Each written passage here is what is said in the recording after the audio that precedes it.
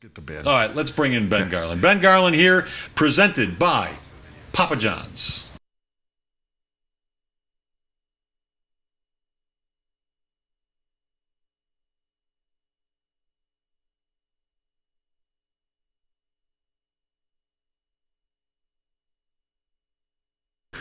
Hey, this is Ben Garland, offensive lineman. Thanks for having Denver me. Broncos. Thanks for coming by. I appreciate it.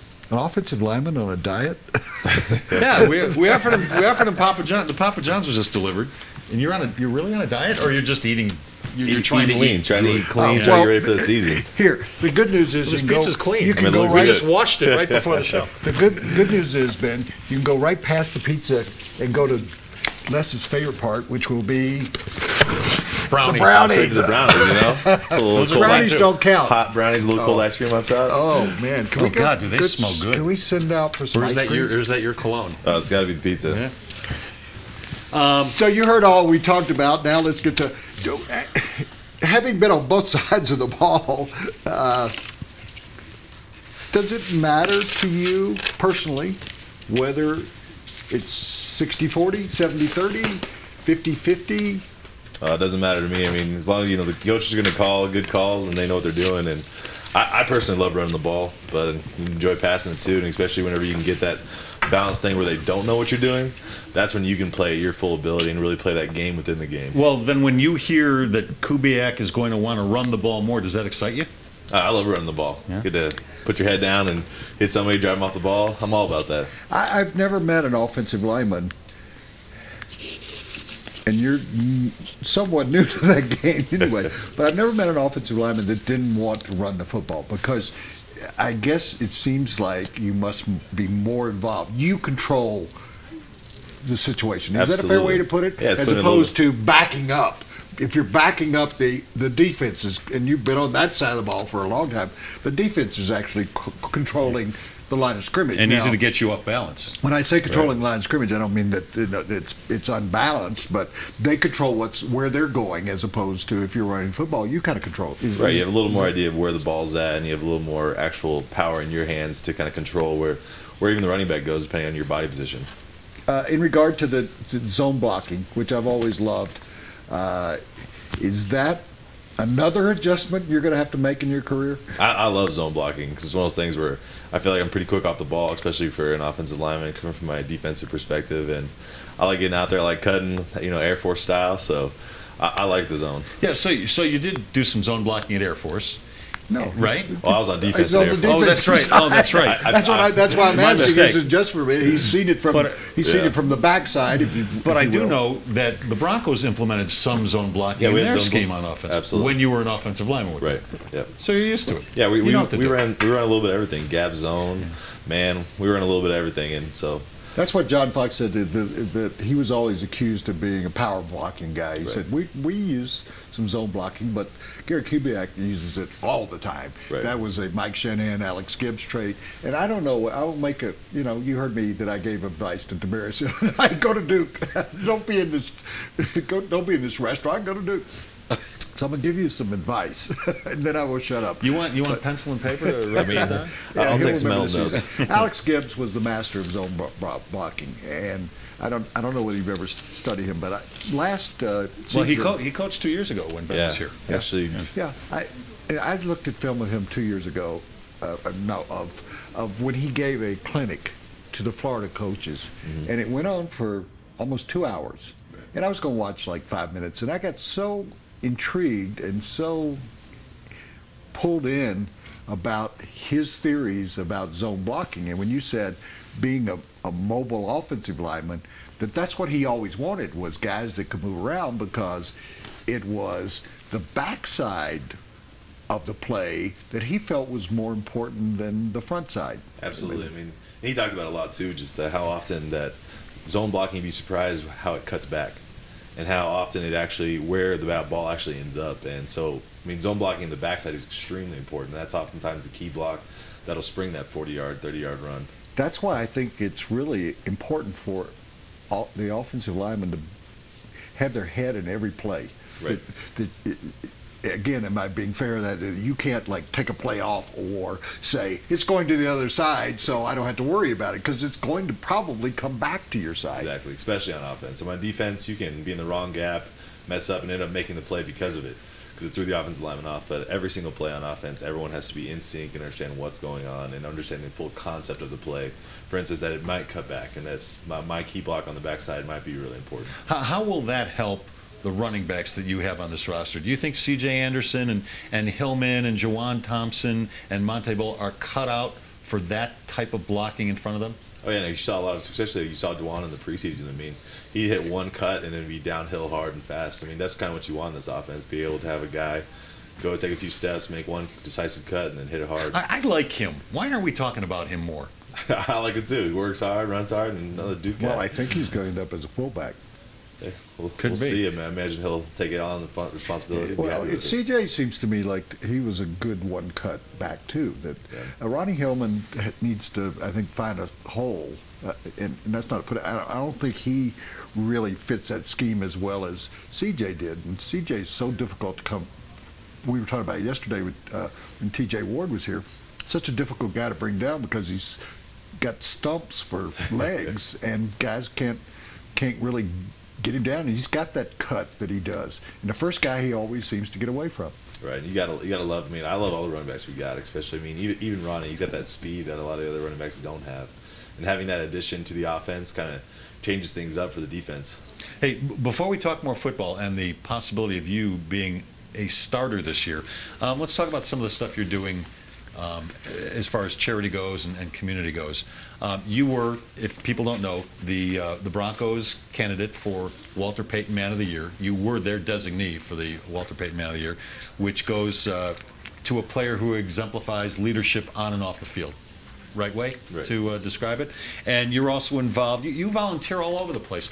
Tell me what, and I don't know how to pronounce it. Sode. S-O-D-E. Yep, solution. The S is capital, the D is capital. The D, right? No, just S-O-D-E. Oh, okay, I saw it on the website. I thought, yeah. All right, so what is that exactly? That's a foundation we started in college, coming out of the academy. Initially just an academic project to kind of work on kind of a culminating project at the academy, but it's grown into something real. And what we do is we really work on ending human trafficking, which is kind of a tough subject to talk about, but it's a tough subject that's happening because you wouldn't believe that Colorado alone is one of the most highly human trafficked areas in the entire United States. It's always ranked 1 or 2. Just a ton of kids coming in and out of here being trafficked. I mean, you can't imagine that happening. Why is that? Because I've seen it in the Denver Post a lot. Right. It has become somewhat of a cause celeb for a lot of people. Why is Denver a hub for that type of thing? I'm not sure, but I know it happens a ton, and I can't imagine if something like that happened to my cousin or one of my family members were taken like that and put into a life of rape and torture. I mean, that'd be horrible. Is there some area of the world where they're generally coming from? I mean, they're being pulled from everywhere and sold everywhere. Asia, South America, Central All America? over. Our foundation alone is working in Africa, Bulgaria, Indonesia, a whole ton of places all over the world, and we're really trying to focus more now on home because we realize, there's the problem all over the world, but also right here in our back door in Colorado. So what exactly does the foundation do to try to put a stop to that?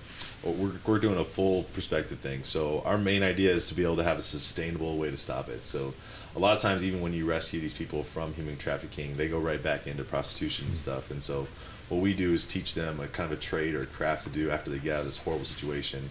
On top of that, try to rehabilitate them with counseling and other stuff. And so find them a job and find them a way to make this sustainable, not just here, donate $20 and it goes to something and then it's gone, but have it a way that it actually makes money and more of a business concept of it. Is there a website?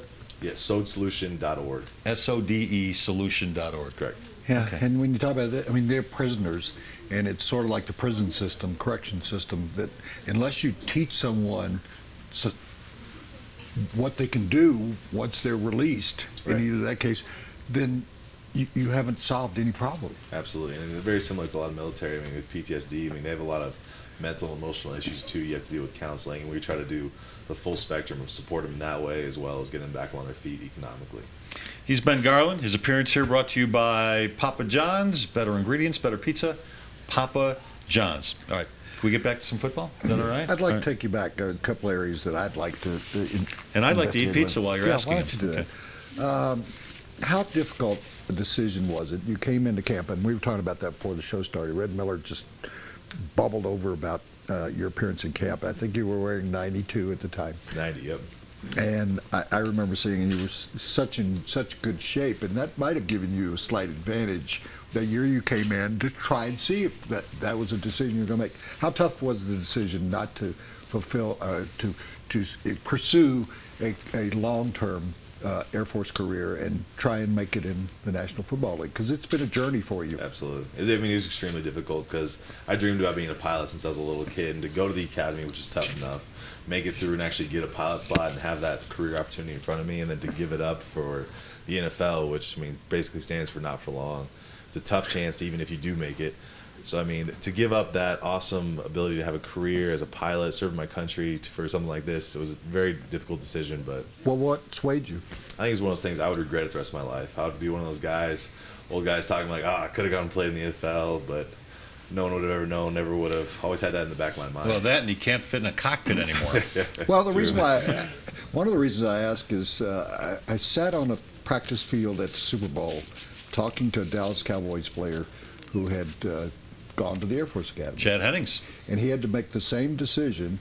And I remember sitting there and talking to him about it, and he said, you know, it's when you come to that fork in the road, and there are two great opportunities out there.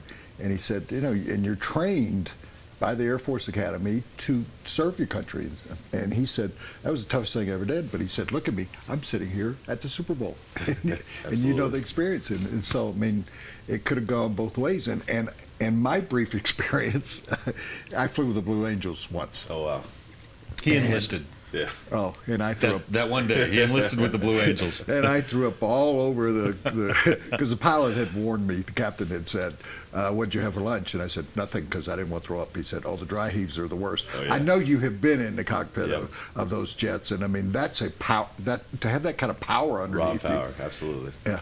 Were you able to fly yourself, or was that as a passenger in one of the two-seaters? I was at a two-seater, but I was able to take the stick for a while. That's what I did. Controls, and unbelievable. Just have that raw power in your hands, and just such small twitches on the stick. And so, what's your relationship with the Air Force right now? Is there one, and can you go back to one? I'm currently a captain in the Air National Guard. Okay. So serving there in that capacity, and I usually do the majority of my commitment in the off season. And you've done it this off season. You've been off serving in the internet. Up at Buckley Air Force Base, did everything from flying in helicopters to wearing EOD suits and going out to the range, blowing stuff up with them. So it was a blast, literally. So really, you have the best of both worlds right now, right? Yeah. Is that difficult then, while everybody else is off vacationing, you're going to your other job, which used to be the case in the National Football League when players weren't making much money? They had to work in the post office during you're one of the few guys that actually has to go to another occupation, if you will. I mean, it's tough sometimes whenever you see all your friends in Tahiti or whatever vacation spot they're at, but at the same time, you get to wear that uniform and put that U.S. Air Force over your heart and go to work and serve with those great people up at Buckley and all over the world, and I love it. I would imagine there are some similarities between being in the military and playing football. A lot of repetition, teamwork, taking orders, whether it be from coaches or from master sergeants or whoever you take an order from. I mean, were some of those characteristics of the military, did you find that they were the same playing football? Absolutely. I mean, you're talking about two groups that are trying to be the best in the world. And you want to develop that team camaraderie, and you want to develop that elite skill and elite working together and everything. So there's so many similarities between the NFL and the Air Force, and I think they both help you on each. I mean, some leadership you gain and the hard work and discipline you get in the military has been a huge help for me on the football field. And some of the stuff I've learned there, vice versa, has helped me as an officer. I have a question for him. Go back to the stick for a moment, because I did the same thing where the captain said, you take over. And he said, push the stick forward. Tell us what happens when you push the stick gently forward. I was going to a violent dive, and it's hard and fast. Really? It doesn't take much pressure. Did you know that was going to happen? Well, no, I really didn't, but you can see the stick moving because it's connected to the other one. Then he said to me, pull the stick back. So go up very high. And then he said to me, flip it 3 times to the left real fast. Like this? That's way too much movement. Like a video game? You barely got to touch it, and you're. Oh, really? So you actually do flips. Yeah. No, thanks. And then he said, and I went, well, I wasn't prepared for that one because that one's very difficult. Oh, yeah. And then he said, I'm going to take back over. And that's when I saw the stick go like this, which means he was going up to space. Right. And he told me at that point, and I'd love for you to describe one of your experiences or a couple of them. At that point, he said, you're going to black out when we start to twizzle all the way down. Yeah. So we reached to the top where it starts to stall a little bit, if I'm correct. Right. Correct me if I'm wrong. And then you go back over this way. And when I woke up, I stared out to see where we were, and the ground was like right where the ceiling was, because we were upside down in Wyoming somewhere, Flying and low he levels. was going just above the ground, and he knew the lay of the land. Right. And so, I mean, that once again, going back there, it's just, it was such a fascinating adventure. I mean, Absolutely. when you were doing it, how could you give that up, I guess? Exactly, and people try to compare it too. And they say, "Hey, what's it like flying like an F-16 versus being out in Mile High and playing?" And you can't compare them. I mean, they're both incredible experiences, but they're nothing alike. And is the correct term when you go down, is it twizzle? No, twizzle's not. I don't believe that's the out of the AFI. That's a military term. Yeah. You wouldn't know that. I want to tell everybody, before we go any further, I want to tell everybody Shanahan's Steakhouse has been selected by the public as a best restaurant in Denver and is Open Table's 2015 Diner's Choice winner. So book a reservation today. Go to shanahansteakhouse.com, and when you go there, please tell them that Les and Woody sent you. All the talk about the offensive line this offseason, and there's been a lot of it. I'm sure you've heard a lot of it. He's in the middle of it. How much of a chance, how good a chance do you have of possibly starting, whether it be at left guard or center? Because we've seen your name attached to the center position as well. Which of the two do you prefer, and how good a chance do you have at starting at one or the other? I think I'm going to be given an opportunity. That's all I can ask for. As well as things where everyone's going to be competing for the same thing. We got a ton of talent out there going for it. So I got a chance, and that's all I can really ask for. But I'm looking forward to it. I love guard. I love center.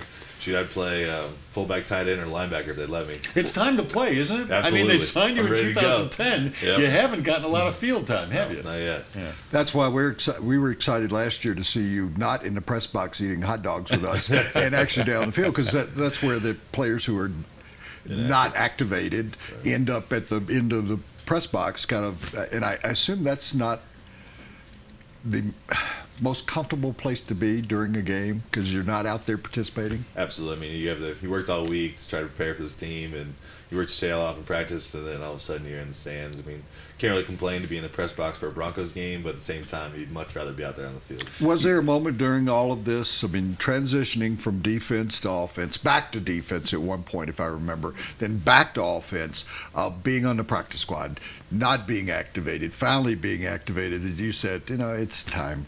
It's time. Then you were a free agent, re-signed. Was there a moment, you're not that type of guy, I know you're very disciplined with yourself, but was there a moment you say, it's time to move on to something else? No. So I was blessed every single moment. I mean, even when I was just on the practice squad, that opportunity to put on a Broncos helmet was surreal. I mean, the opportunity to go out there, try hard, and just work, and I loved every minute of Well, it. and it's got to be cool being a Colorado kid. I mean, you grew up absolutely. in Grand Junction. You went to college at Air Force. You're with the Broncos. I mean, sometimes you pinch yourself and say, really? I'm doing all this? Still, I mean, you think the butterflies and stuff would go away, but I mean, that opportunity as a Colorado kid to be at your hometown, and I was a diehard Broncos fan, so a chance to go from watching LA to have LA be your boss, I mean, that's kind of weird, isn't it? It's weird, but it's awesome. I mean, do you still walk by him in the hallway and say, that's John Elway? I mean, generally, just seeing the symbols, be like, putting a Broncos shirt on and being part of that team, I mean, it's kind of surreal. And it's funny for me, having covered the team for 40 years, and we had Joel Dreesen sitting in that chair not long ago, and to see kids that I actually covered or wrote about when they were in high school and when they were playing well, and then to see them develop as college players, and then to be playing for the Broncos. That's, for a guy that's kind of around it and off to the side, it's always fun for me to see the guys, and I assume you and Joel had at least some conversations about that. He's the guy next to me in the locker room.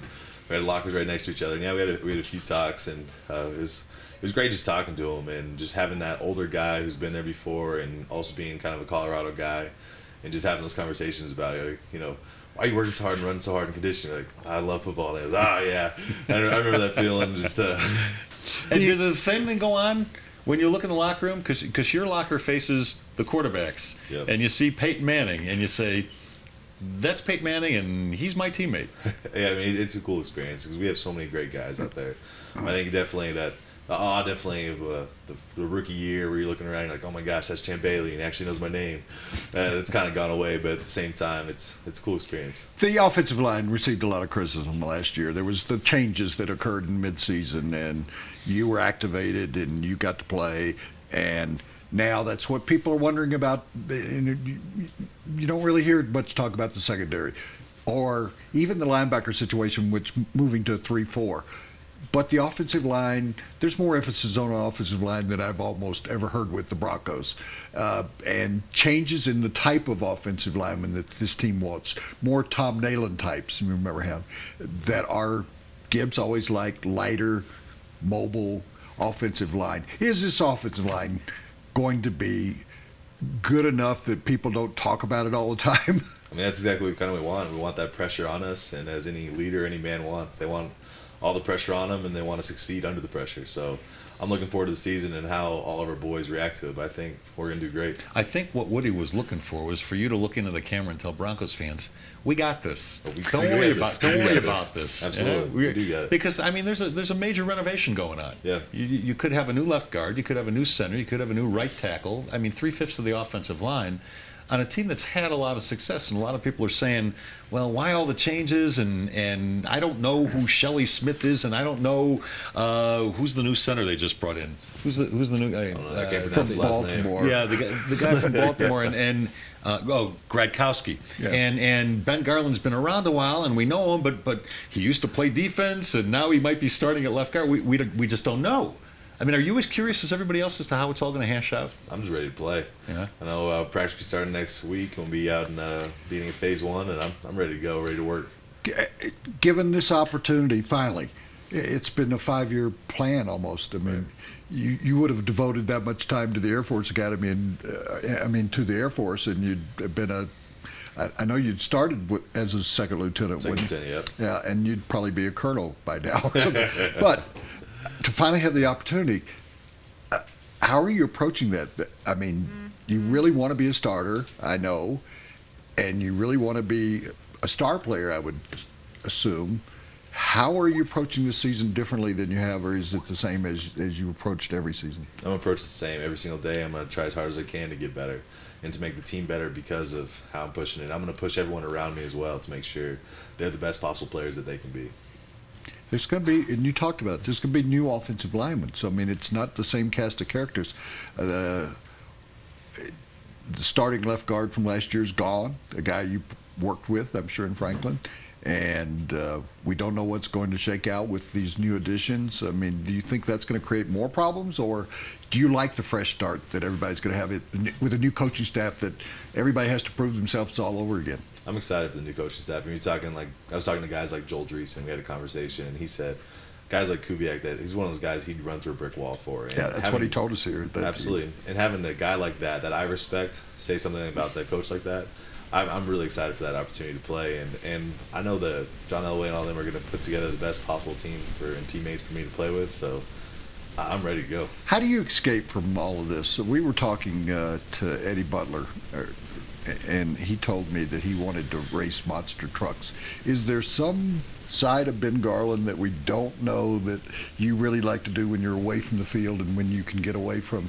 He's doing everything he wants to do, and he's so damn busy he doesn't have time for anything else, it sounds like. The Air Force is a huge one of those things. I love doing that and going out there and working with those men and women, but at the same time, I love doing anything outdoors. Got an opportunity to go to New Zealand for a little bit, and we went rappelling down waterfalls and climbing volcanoes and a bunch of stuff, and doing that stuff was a lot of fun with some of my Air Force friends. Do you have anything in your contract that says you can't do certain things? I think as long as you don't injure yourself, you'll be all right. But well, of course. Yeah.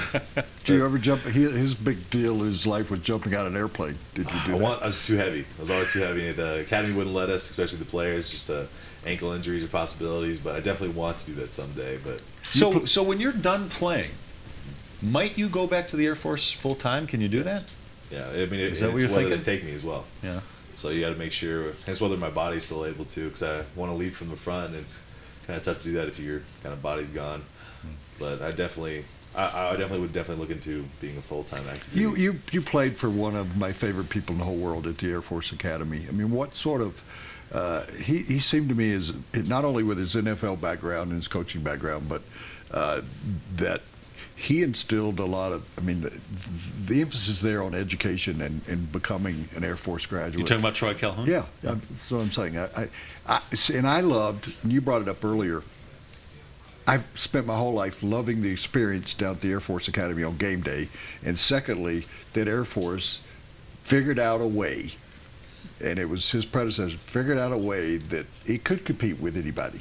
That it, because of the running game that existed at the Air Force Academy, and people go, oh, that's boring. That was never a boring offense. No, I absolutely love it. I love playing against that triple option. It's one of those things where every single, I mean, it's 3 yards in a cloud of dust, but it was that battle, and it was that trenches, and it was, I might be smaller than you, slower than you, not as strong as you, but I'm going to beat you. And that was kind of the Air Force mentality that we loved. We love bringing every single day to the field. Hey, that segment with Ben Garland brought to you by Blake Street Tavern. 3 bars under one roof, 18,000 square feet, 60 HD TVs, and it's all under one roof. Again, 1 block east of, or 1 block north of Coors Field, and it's also been named Denver's best sports bar 3 years in a row by Westward, Blake Street Tavern. Before we let you go, a couple of things. Number one, let everybody know your website, because I know you've got a lot on that website, and people can get involved with some of the stuff that's on your website. It's bengarland63.com, and we just started as one of those things where you know, get options, see kind of what we're doing in the community. And there's also information there about SOD. Absolutely. Yeah. Absolutely. You can get a connection to my foundation and learn more about that there. All right. If you don't have any other questions for him. Well, I was just going to say, when he said slower and smaller, I was thinking about when you guys played BYU, you were a lot younger than they were too. Younger as well. Slower, absolutely. smaller, and younger. That's a bad combination. America loves underdogs.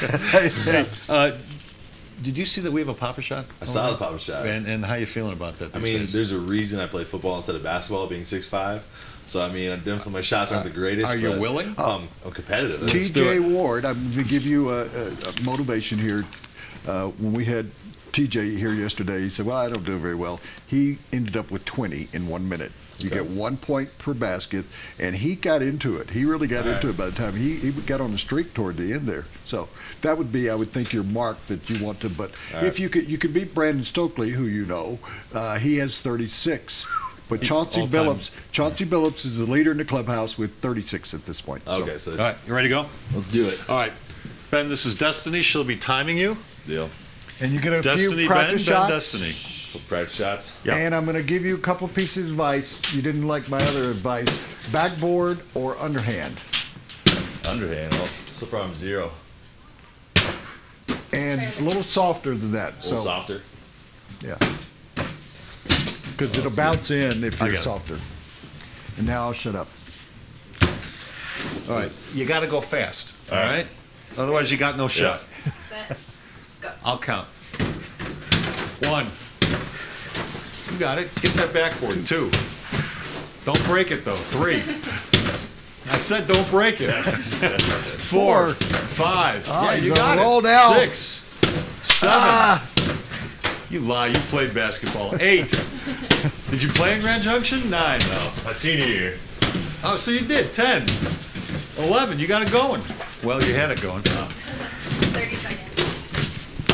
What do we got? 11 still? He's on pace. You're on pace. 12. Broke the drought. 13. 14. Oh, he's got it now. 15.